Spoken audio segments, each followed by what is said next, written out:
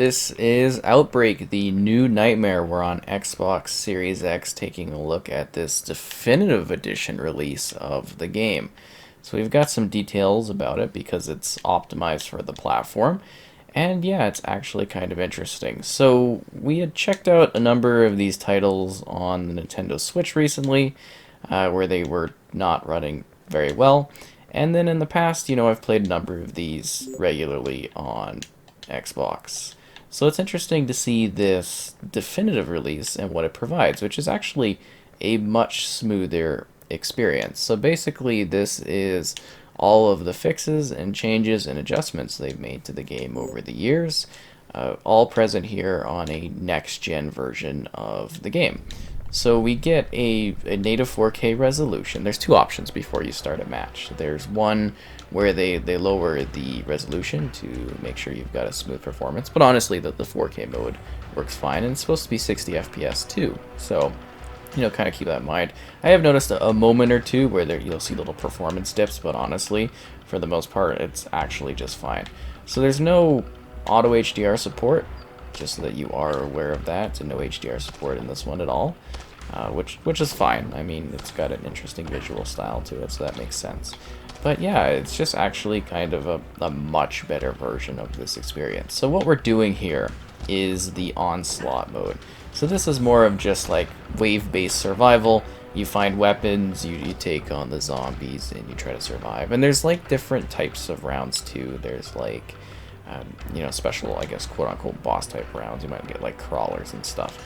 But yeah, there's a few different ways to play the game. There's, this mode that we talked about, the Onslaught here, where you're trying to survive.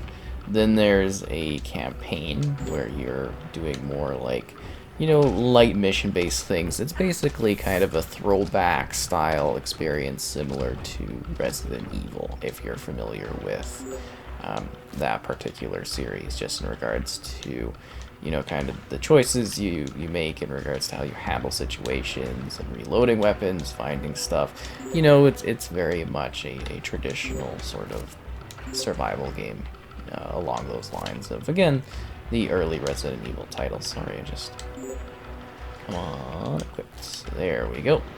And yeah, so with that, the controls are a little bit awkward. You do get two choices. You can do like a modernized control scheme, which is what I have, and then there's like more of like a retro control scheme. And as you can tell, there's the fixed camera angles too as you move through the environment and handle situations.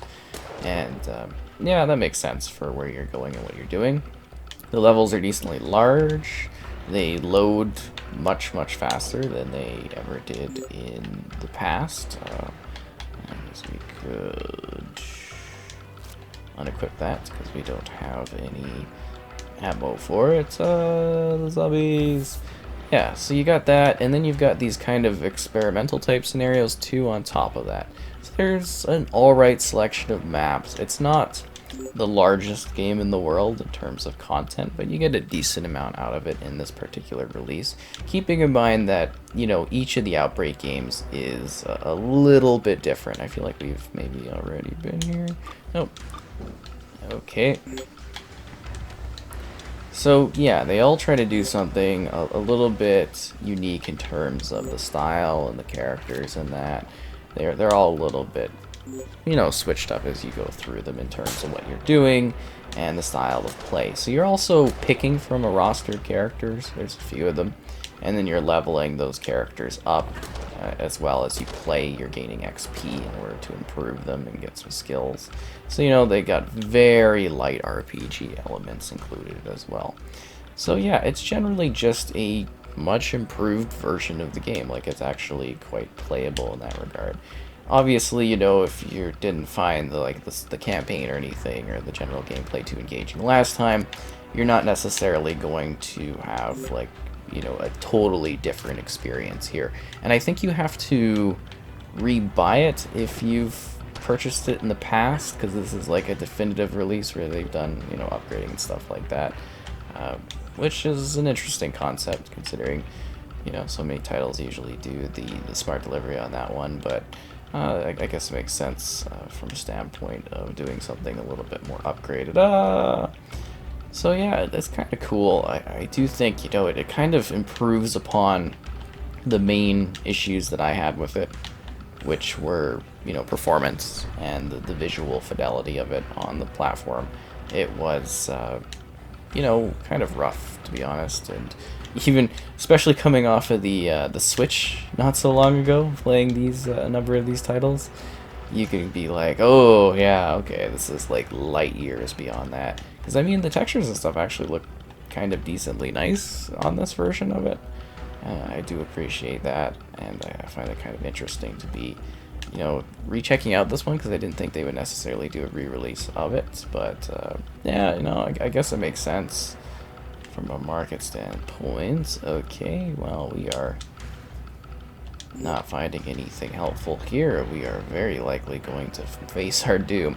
But it's kind of a good point anyways to, whoa, kind of end at this point, but not end, but like switch to another level at this point so you can see what another one looks like, because we've obviously run through the asylum a fair bit and we have not come across what we need weapon wise. Yeah, there's all kinds of different drops and stuff. They mix it up, which is kind of nice. But yeah, you go in here and you fight and you die, and there's like big chunks of things that come off, and yeah, and then we'll, at this point when we die here, switch over to another area so you can see a different part of the game in action. Oh.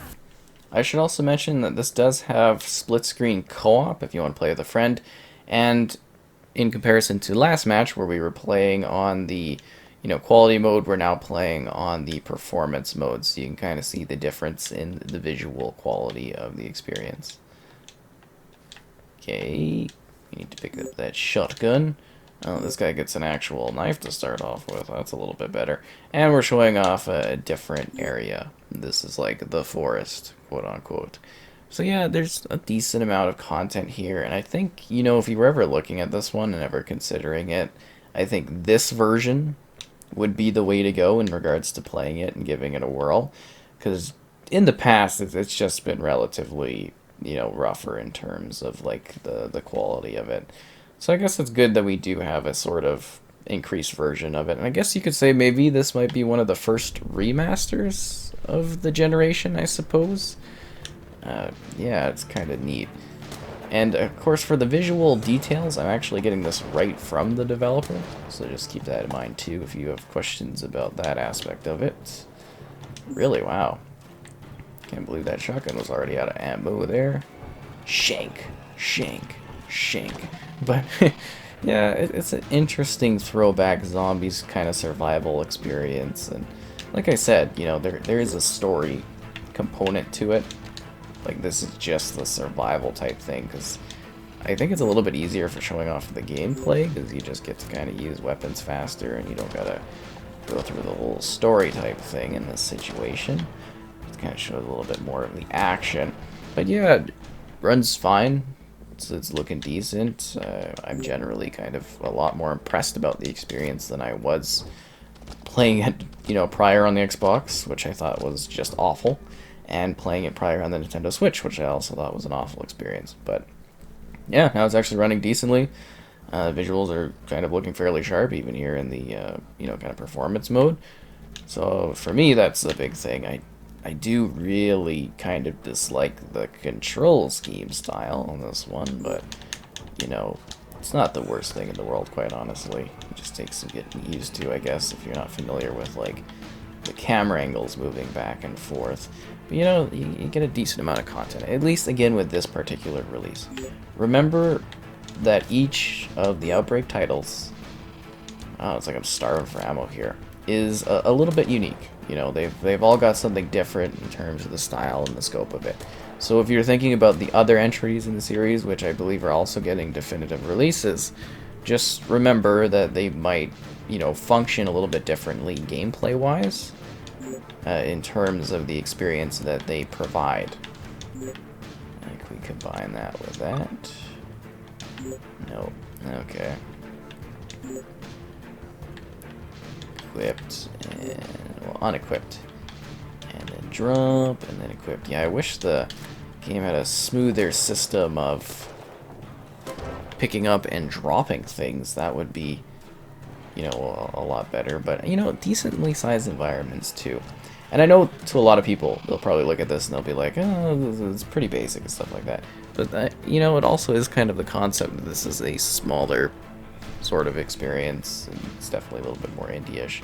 And I just kind of appreciate the actual effort for them to come here and, you know, re-release the game and actually improve elements of it. And at the same time, you know, you kind of question that as well, like how much of a remaster this is. And I guess that really, you know, comes down to what sort of experience you were expecting out of this and what you want to get out of it when it comes to, you know, revisiting the game possibly or playing it for the first time. Oh, and the achievements are fairly easy for the most part too. That's a side thing. I don't normally mention that, but, you know, might as well, right? You know, something a little bit interesting to keep in mind as we... Oh, no.